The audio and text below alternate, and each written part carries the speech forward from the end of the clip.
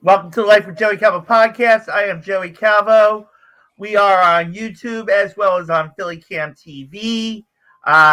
So for those that are watching on PhillyCAM TV, if you have any questions about any guest that comes on, just go to the Life with Joey Calvo YouTube channel, click on live, and then click on the show that you watched on TV, and then you can put that question in. We'll get it to the guest.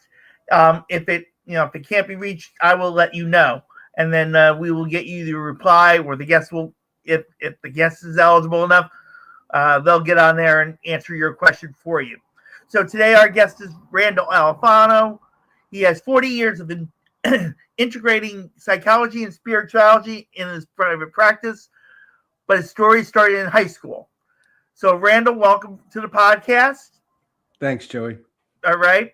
And so, how did Randall get to where we're at right now? Well, that's a dissertation-length question. What I like to say is I got to where I am now beginning in childhood when I would sit around my grandmother's table with all my Italian relatives, and they were all talking over each other. Nobody was listening. And I remember very clearly sitting around this huge table, watching everybody interrupt everybody else, everybody aching to be heard, nobody listening. And so people just talking louder and louder in their efforts to be heard. And me thinking, this is kind of silly. I could feel that everybody wants to be heard and recognized, and nobody's listening. So how is it ever going to happen? And so that's how it started. Was I could feel the pain, the isolation in my family and in me because nobody was listening. So I thought, I want to learn how to listen. Then when I grew up and I was in high school, like you mentioned, high school friends would come over to my house and start talking to me about things they were struggling with. And I would listen and be really curious about what's it like for you and how come that happened. And I would really enjoy getting to know people like that. And then word got around that if you had an issue, go talk to Randall because I feel better after talking to him. Mm-hmm. So that I became a therapist. Mm-hmm. Seemed kind of natural. Okay. All right. So mainly in reference to it, so you in high school, you just had that revelation that that you can cure everybody right away before you even became a psychologist. So, and then you came out with a book, Listening in the Raw, Coming Home to Receptivity. Discuss a little bit about the book. Yeah, the book is, I wrote it a few years ago after 40 years of practice.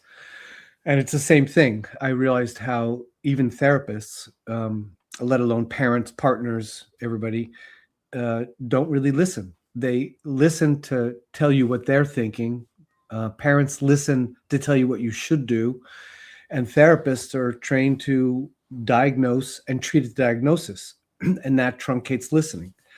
So I thought I wanted to write a book about what does it take to really let go of intentions, even good ones, and really be curious and listen so that the person who's speaking not only feels really listened to, but can dive into material inside themselves that they wouldn't have unless the person was genuinely curious and asking questions until they had a felt experience of what it was like for the speaker. So a little intuition buzzed in me that it was time to write a book, so I sat down and wrote it. Okay. All right.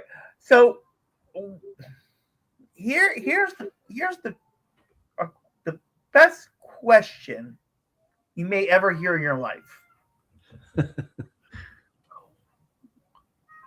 Who would you consider the best listener in the world? Well, in reference to where we're at. But what do you mean? Everybody or people I know? Just in general. Who would you how? All right. Let me bring it up another way. Good. Yes. In your opinion, who would you think would be the best? How would you consider the best listener? What does it take to be the best listener? There you go. That's how I was going at it. We'll get there, Joey. Yeah. That's a good question. I think it's people who, like people who meditate. They know the goal of meditation is to enter quiet. So they quiet their thoughts, they quiet their intentions and their drives and all that stuff, and they just listen to the quiet. So it's people who have the ability to be quiet inside, relaxed body, and have the sole intention of really getting what it's like for the speaker. So, like I said earlier, that they can drop intentions, even good ones, at least temporarily. So they're really open and they can hear and they follow their curiosity and they ask questions until they really get a sense of, oh, is it like this for you?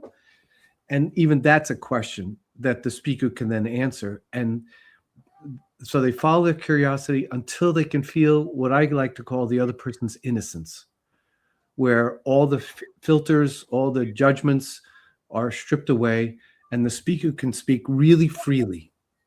Because what I noticed through the years of my practice and talking with friends and my kids is the speaker knows when you're not really there. The speaker knows if you're in your head or you're coming to premature conclusions, and they'll step back a half an inch. You hardly notice it, but they do.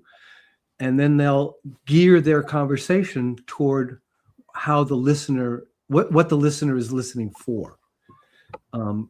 And that's very different than a speaker feeling like, oh, you really want to hear from me. And then it can drop into material they may not even have known they were dropping into. And then the conversation gets far more deep, far more connected. And it's beneficial for not only the speaker, but the listener. I mean, that's the kicker that really surprised me when I was diving into this material 1,000 years ago, was as a listener, I was transforming. I was seeing things that I hadn't seen before about how people operate, what people's concerns are. And I noticed that my filters were dropping off. My, dark sunglasses were dropping off. And I was able to get out of my own judgments, my own projections, my own mishigas that got in the way of real connection with another human being. Okay. Does that make sense? Yeah, it does. And you mentioned about self-isolation. Can you talk a little bit about that in reference to the skills? Yeah, my bias is that isolation is one of the main elements of the world we've created. Is instead of feeling free and the belief that others really want to know me, really want to understand what it's like to be me, we progressively lose that through childhood, whether it's through abuse or neglect or parents are just too busy. Mm-hmm. I hear this a lot in my practice where I'll be working with a couple and they'll come in and complain about their kid who's not listening to them. Mm-hmm. And I'll ask, how do you listen to them? And almost across the board, what comes out is, well, I listened for a bit, then I tell them what they should do. I think, okay, I think we have a hint as to why your kid's not listening to you, because you're not really listening to them. And that's the system you've developed. So okay. I like to tell the story of I had a couple years ago who came in one day and were really complaining about their son. I think the son was 8 years old, who consistently left the cereal box open and on the table, didn't put it away after they made themselves some cereal. And they wanted to talk to me because they were really angry and really wanted to reprimand them because they talked about this before with the kid. And we got to, have you ever been really curious about what goes on in your kid's head that he consistently forgets the cereal box, even though you've talked to him about it? So instead of going home and punishing the kid, they went in with curiosity and kind of a fun attitude of what goes on for you that you know you're going to get in trouble if you don't do the cereal box. What happens? And the kid said something along the lines of, I don't know what happens to my brain when I finish my cereal, that I don't think to put the cereal box away. And they all started to giggle about a brain that gets disconnected when one has cereal. And the very next morning, the kid put the cereal box away and went to her parents, and were in a fun way said, my brain is back. I realized to put the cereal box away. And when they came in the next time, they were amazed that just being non-judgmental, being curious, asking the kid so the kid could drop into what's going on with me that I don't, as opposed to, I better do this because mom and dad are going to get angry. The kid's brain came back online and he could put the cereal box away. Yeah. So something so simple could have been, a real tension for the parents and the kid. They'd get into a fight or something about it.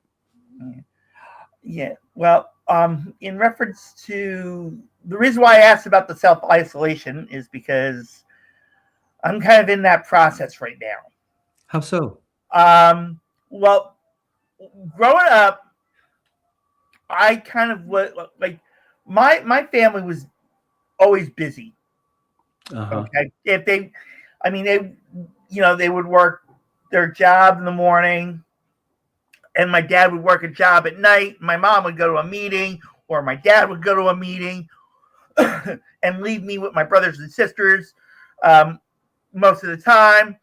And then it got to the point where, I grew up a little bit older and they left me by myself, of course.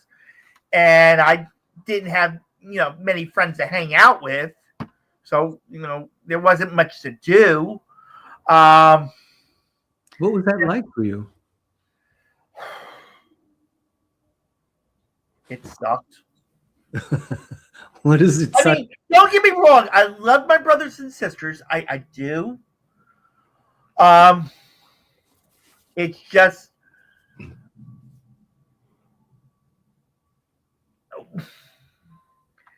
it was just that. I mean, I got to spend time with my dad. Don't get me wrong. And I love my parents. My parents, did everything possible for us. So I can't really blame them for what happened with me in reference to this. But it was like I barely got to see them. Because they were so busy? They were so busy. I mean, on the weekends, I was lucky with my dad. I got to spend a little bit of time with him when he went to go to his quote unquote girlfriend's house to work on a car or work on a something around the house or something for them. It wasn't that type. My mom knew about them, so it's not like he was quote unquote cheating on her. Okay. But I got to spend some time with him with that. And then there was a day he did take me out of school, and we actually went to Hershey for an antique show, antique cars and stuff. And so, that was like the best time. And then before my father passed away in 2006, I was married at the time. And me and my now ex-wife had tickets to the Price is Right live stage show. So we took them. And spending that time with him and watching him sit in a scooter, watching all these bloopers that were going on through the show back, during the Bob Barker days and stuff. I never saw him laugh in my life. I never saw him laugh like he did that night. Really? Really. And it just really caught me. And it was something that just, and I know I'm sliding off the attention part, but it just something that I will always treasure. At least that. Can you say more? Like what caught you? What was the treasure in hearing him laugh? That he never did it before. And so what did you hear when he finally did? How did it touch you? I just couldn't believe. I mean, he was doing that while even though, like, he was, of course, he's in a scooter, so we had there's, the space between where we're at and where he's at. But just looking at him and watching him laugh was just putting a smile on my face. It was like, I did like the best thing I ever did in my life. It felt like it back then. And then he wound up dying about a month later after that happened. So, but at the same time also, I was also picked on in school. But it was more than just the kids in school that picked on me. Even some of my family members were picked on. They were older than you? Some were. Uh-huh. Well, correction. Yes. Yes. A majority of them were.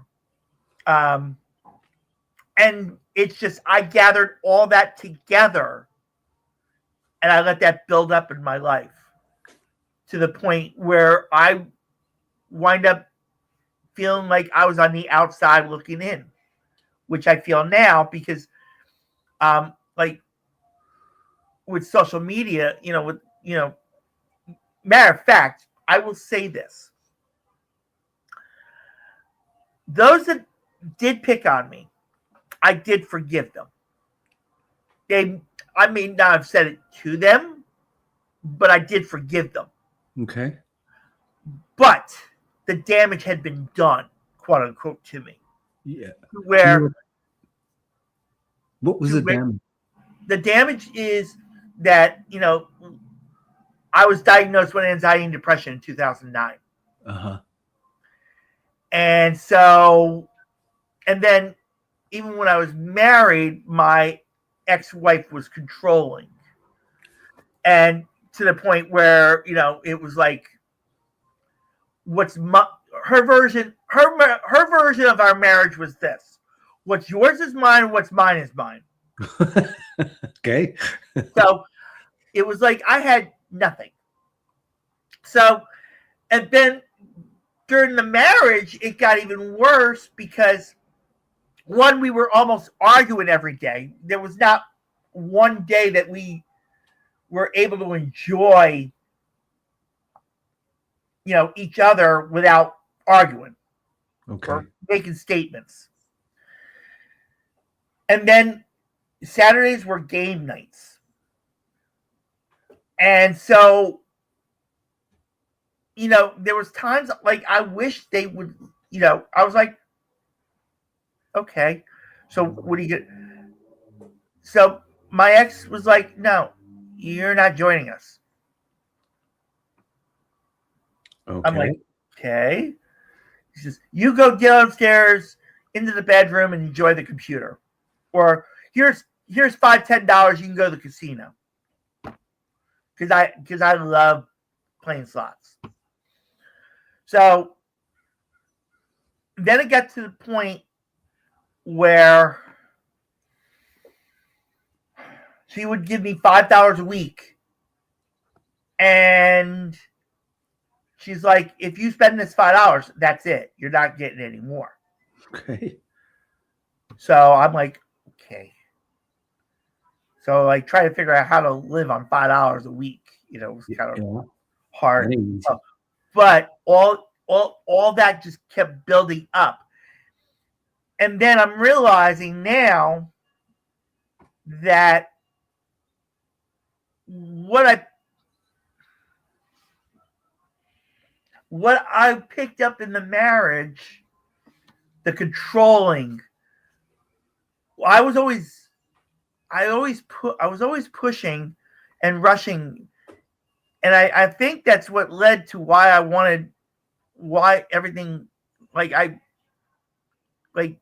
the relationships cheated on me, including my ex-wife. Oh.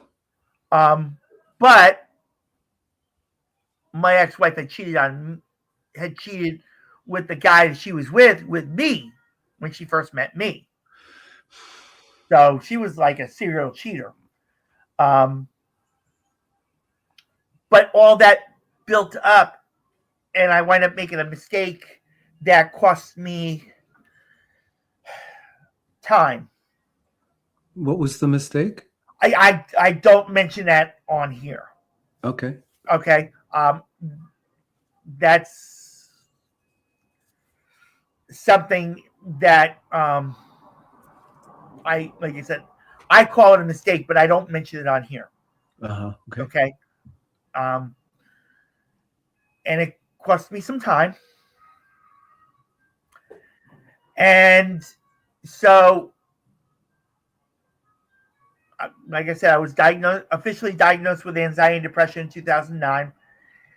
And I got to the point where I literally, and I mean I literally,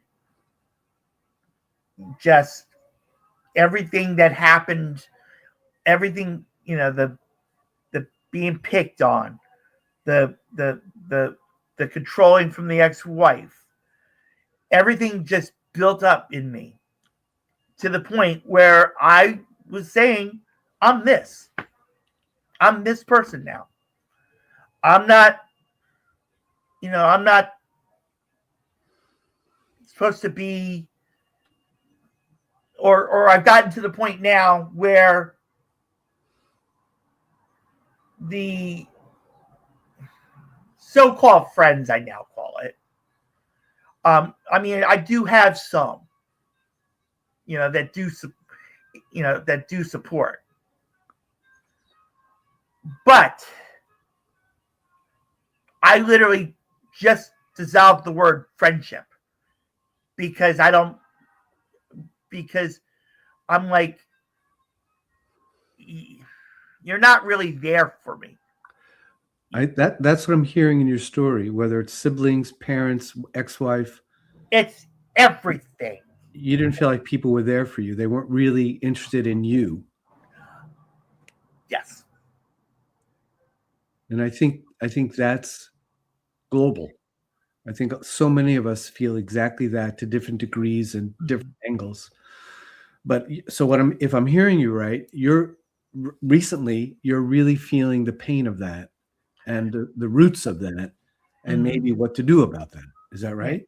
Yeah. And I now attempt to go out.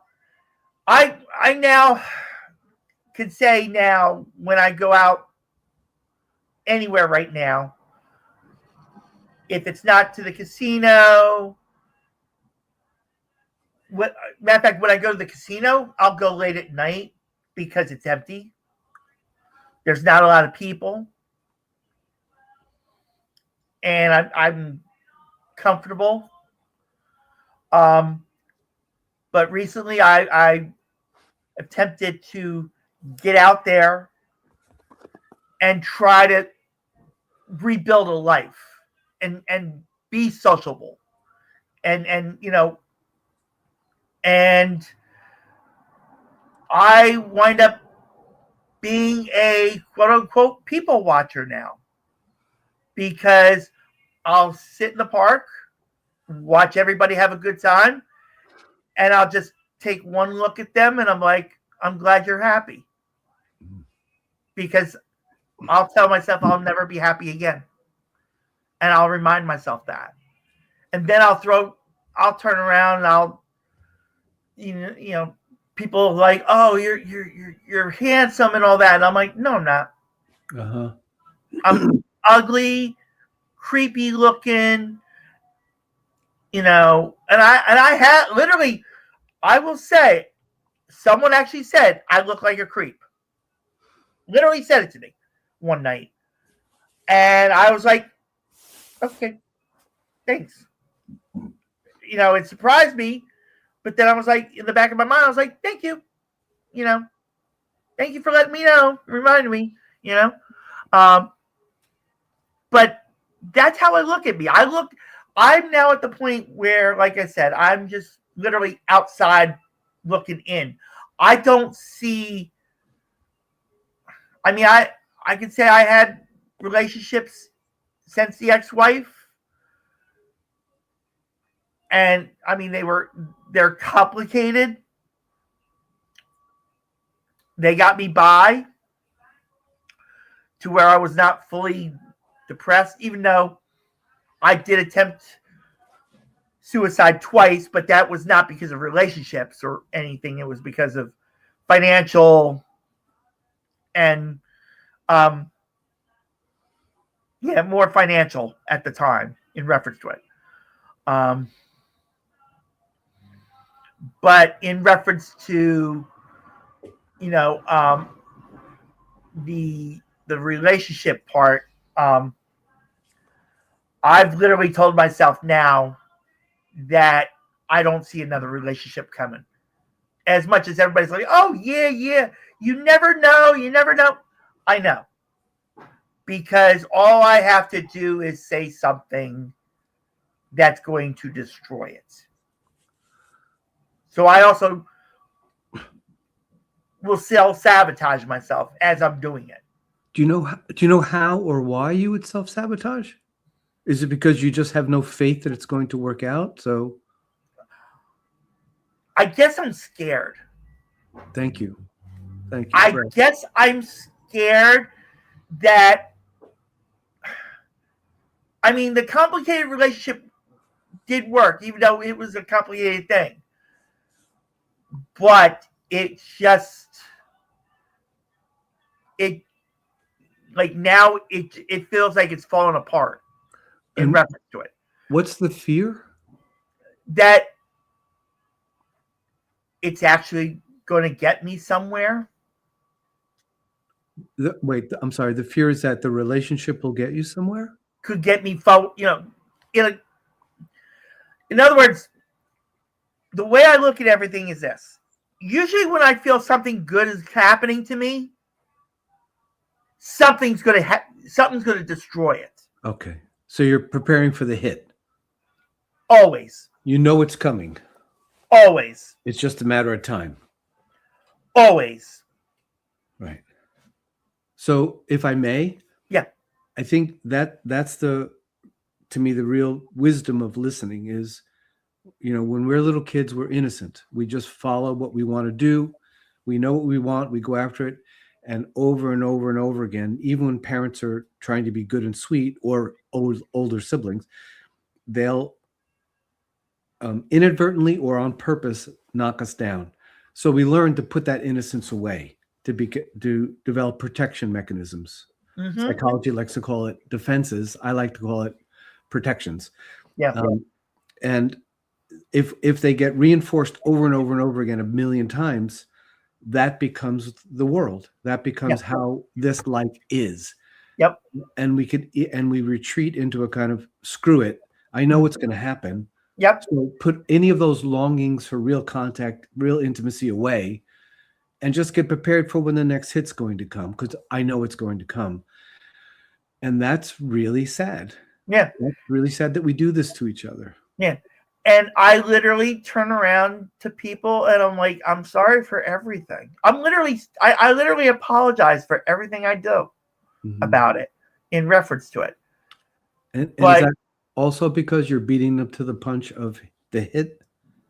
Mm-hmm. It's even after the hit, I start apologizing because I'm like, you don't want to be around me.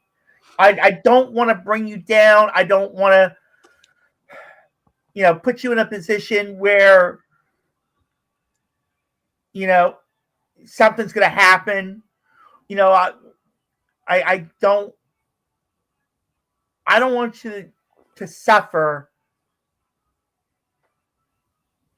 through me. Right. So again, there's that organizing principle.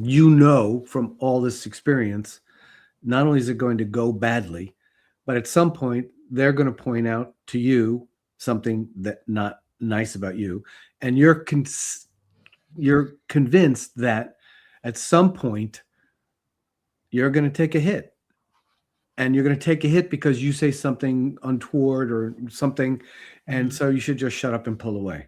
Yeah. I wind up pushing people away because I'm like, you. It's kind of like an "I don't deserve you," thing. Matter of fact, in reference to someone. Matter of fact, this person is the one that told me that I was controlling, besides the pushing and the rushing. Okay. Which I never knew I was doing. I didn't realize that I was actually doing it. And as soon as I was told that, I was like, you know what? That's it. I'm out. I'm out. I don't want to put you through this. I'm like, I'm sorry. I thank you. And I actually thanked the person for telling me that. Because I wouldn't have known otherwise. I wouldn't have known I'm this. I wouldn't have known I'm that. I wouldn't have known I'm this. You mean controlling?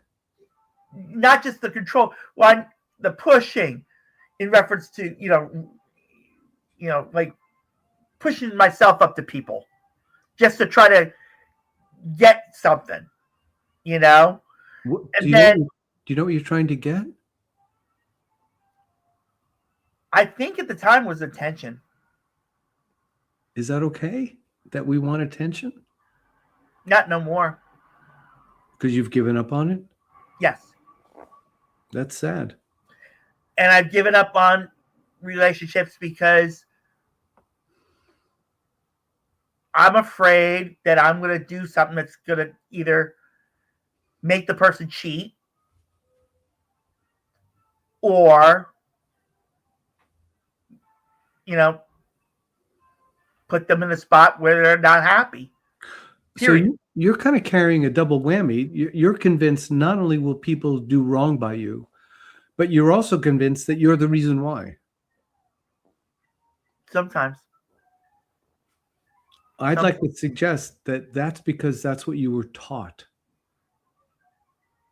And those protection voices in you are super loud and convinced that they're right. But I would advocate, let's not put Joey too far down. Your longings, your desires, your wants. Mm-hmm. I don't want you to be the abuser to little Joey. Yeah. Well, unfortunately, he's done it. Yeah. And right. he's got the walls up. Right. Got the walls up. He's got the walls up. And he just now goes out, just watches everybody have a great life. And inside, he's crying. Inside, because he wants to get out. He wants to enjoy life again. Yeah. But he knows it's not going to happen because of things that are going to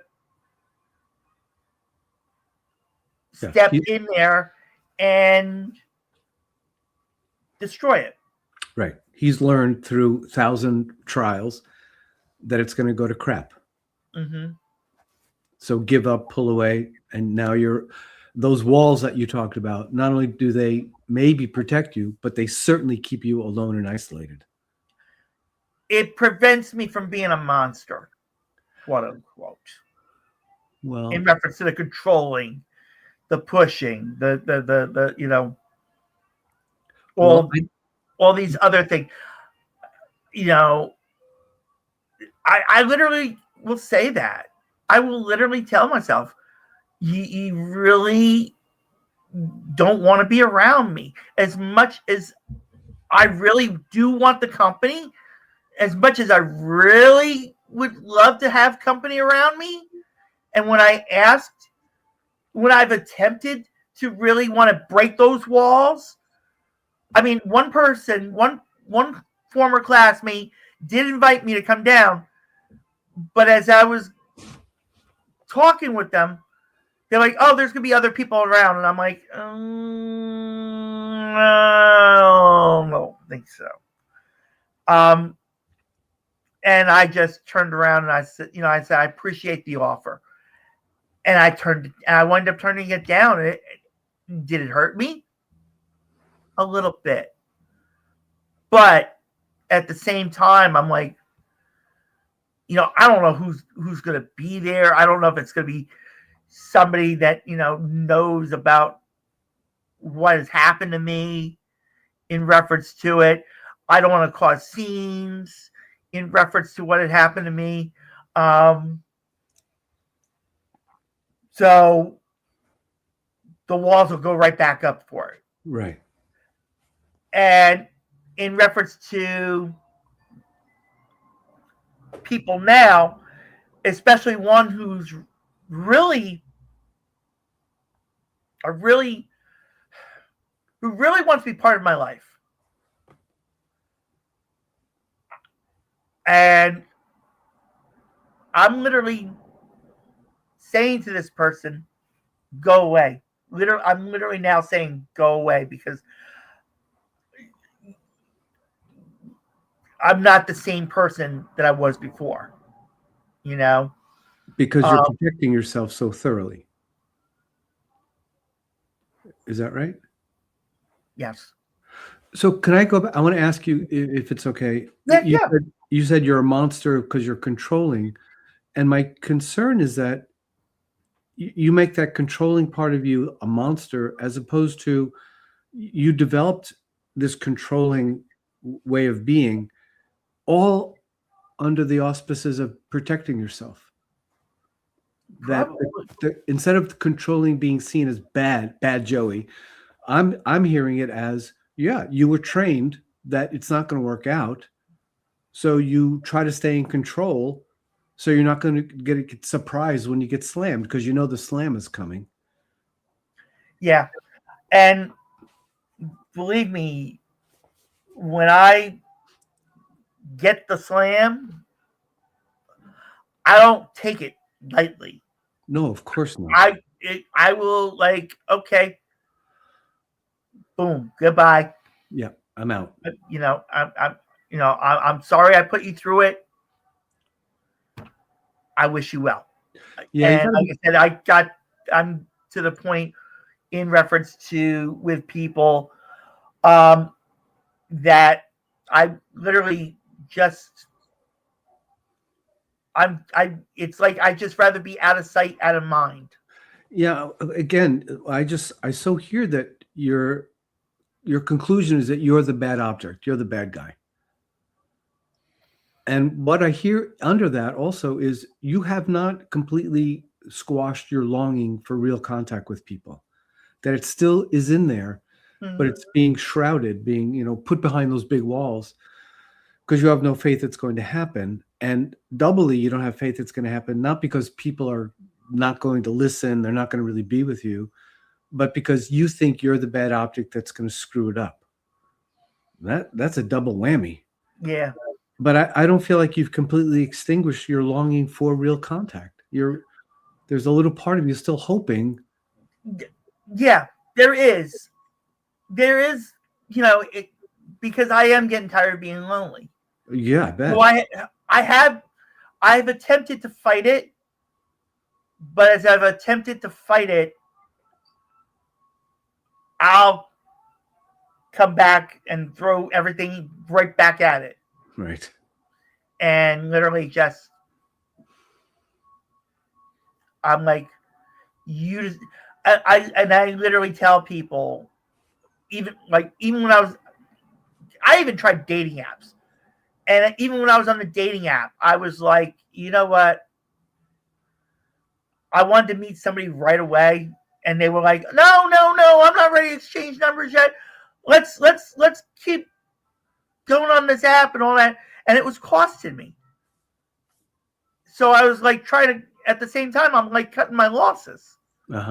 Because it's costing me. I'm not getting anywhere.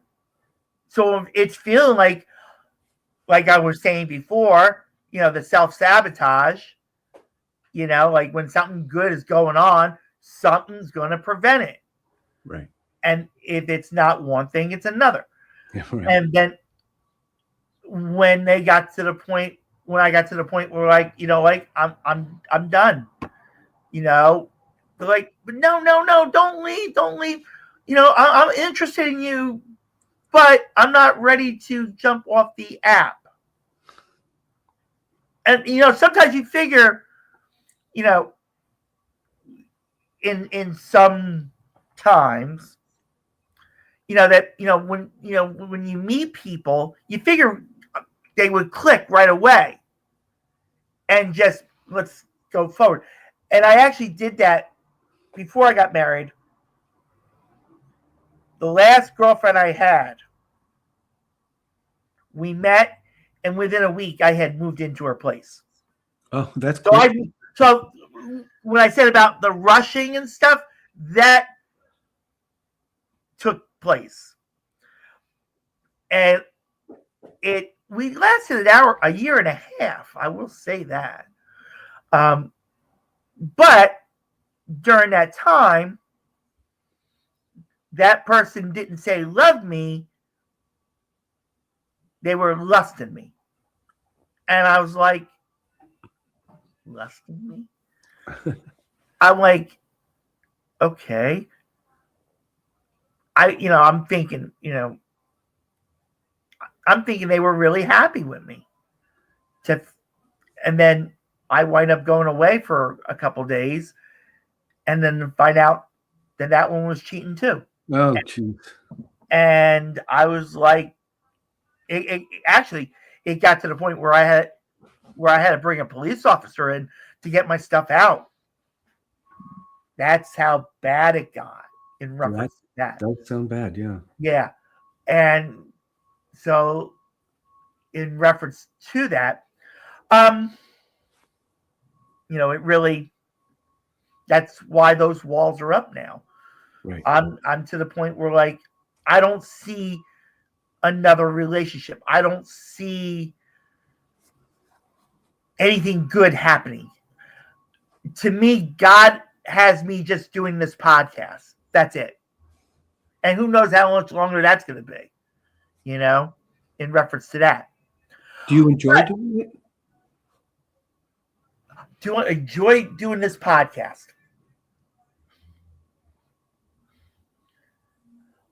A psychiatrist actually told me that this was my therapy. Okay. But what do you think? What do I think? Do you enjoy it? It depends on the guest. Sometimes I do, sometimes I don't. Okay. I do my best to stay positive through it, but in the back of my mind, I'm like, what? It's okay. It's an okay podcast. It's going to be all right. And I actually said the other day that sometimes if you think I'm happy, I'm acting. Right. I'm literally acting. But before the time runs out, we do have the podcast number one fan. She is the number one fan, number one supporter, and she's a real life superheroine by the name of American Fox. And if you want to talk about rocks, this was one of them that wants me to keep this podcast going. So the first question that she has for you is this: what is the toughest challenge in your work? That's a really great question. It's changed over the decades, shall we say. Right now, and it's not, I'd want to tweak the question a little bit. It's not that it's tough for me, but as I get older, I feel more and more of the pain people feel, like what you're saying, Joey, about this self-imposed isolation and how difficult it is to climb out of all that training and go after what we want. In other words, drop into our innocence and come back home to what we really long for. And when people's filters are so thick, also, if you don't mind, what kind of like what you're saying, with all the experiences you've had, to really feel how much pain people are in their aloneness. And there are some folks who really want to take a look at it and change and get out of that program. And there are folks that have so squashed their longing for real contact that they've kind of given up, and they live their life in an isolated, alone, sad way. And I increasingly feel the power and the hurt and the sadness of that conclusion, that we do this to each other as human beings. And it's dreadfully sad. Okay. Question number 2 from American Fox is this. Do you advise the audiobooks to supplement therapy? Does she mean my audiobook? Any audiobooks? Yeah, any book that would help the person drop in and self-reflect. Like, if you don't mind, when you were talking, I was thinking, before we stop talking, I was going to suggest you read it or listen to the audiobook, because it's my son that reads the audiobook, so that's fun. That you just look at 3 chapters of my book. The first one on filters, the second one on anxiety, and then I would suggest you jump ahead and read the chapter on innocence, just to have maybe a little different perspective on how you're organized and what you want to do in the future. Okay. And the third question goes back to the beginning when we first started. Listening is her superpower as well. How did you develop yours? Well, kind of like what I was saying earlier, as a little kid, seeing how alone and isolated my family members were. And it made me want to talk less and listen more. And I find it incredibly, if I may, transformative when I'm really listening, because I will see what it's like from that person's perspective, and then my perspective expands. So to me, listening has become an art that is not only good for the speaker, but really good for me too. Mm-hmm. So I love it. I love, someone who's come from a background totally different from mine. I'm like, wait, what's that like for you? And to really get it at some point, it's like, oh, I see. Right. That's a different facet to this whole perspective I have. And I love hearing people and watching that isolation fade away. All right. So American Fox, thank you as always. Randall, what I'm actually going to say in reference to American Fox, when I said about some of the struggles and the listening being her superpower, she's actually correct, because we do talk, and she doesn't see what. I mean, she sees the good in me as much as I'm throwing the bad at her. Okay? She sees something in reference to something good going on, but I'll shovel it right back at her. Like, no, you don't want to do it. You really don't want to do that. Do what? And then on top of that, being a superheroine, she fights me on it. So when I said that there is a rock to this podcast, there it is. So let me make a suggestion. Go ahead. What I'm understanding is American Fox listens from her heart, and she listens to you from her heart, and you don't. You listen from all your protection mechanisms.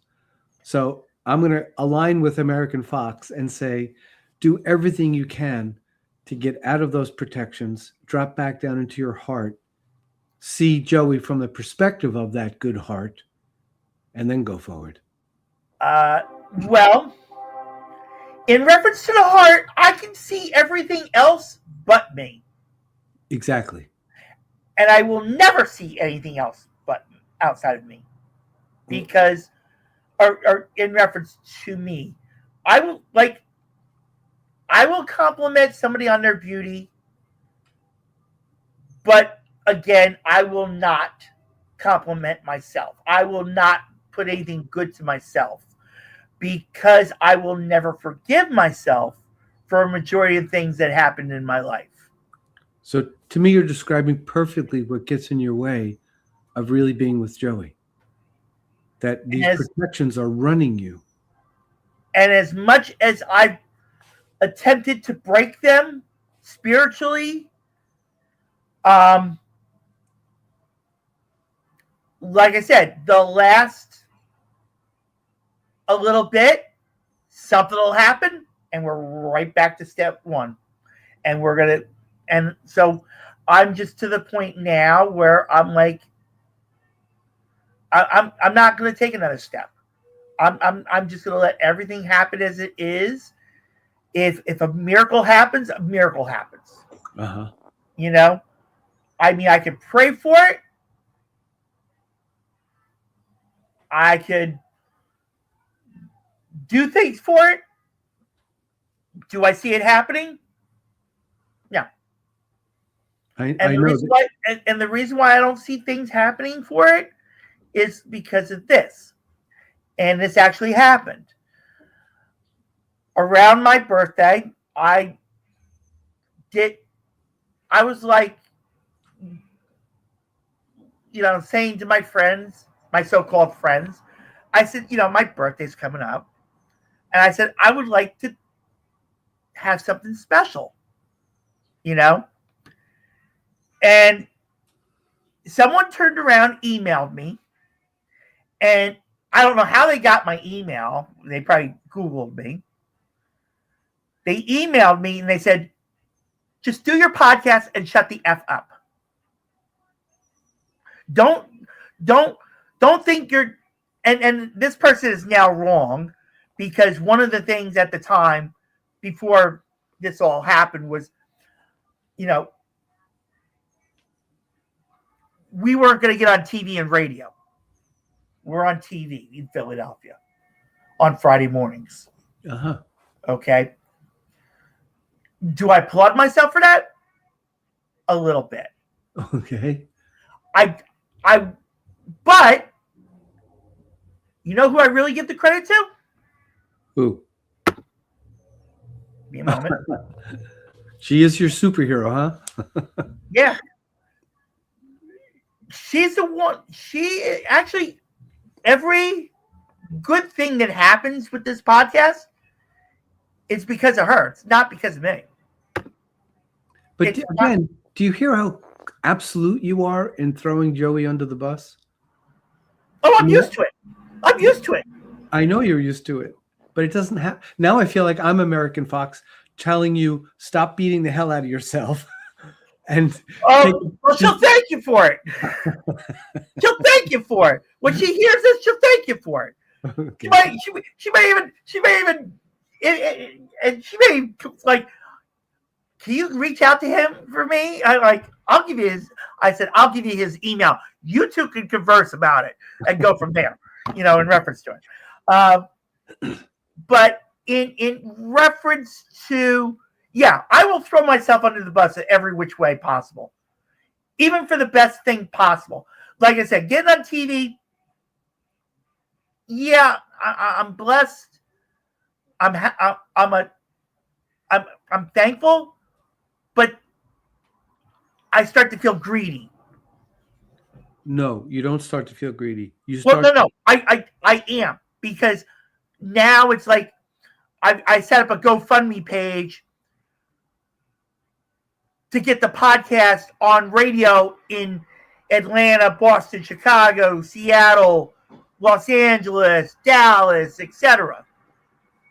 Yeah. Because that was something I wanted. Does it get anywhere? No. Because as much as I explained that it's not for me personally, it's for the podcast. But people will now take a look at it because I had lost my job last year at Amazon. I was on unemployment till August. From August till December, I didn't have any money. Hence that, like, the second suicide attempt in December.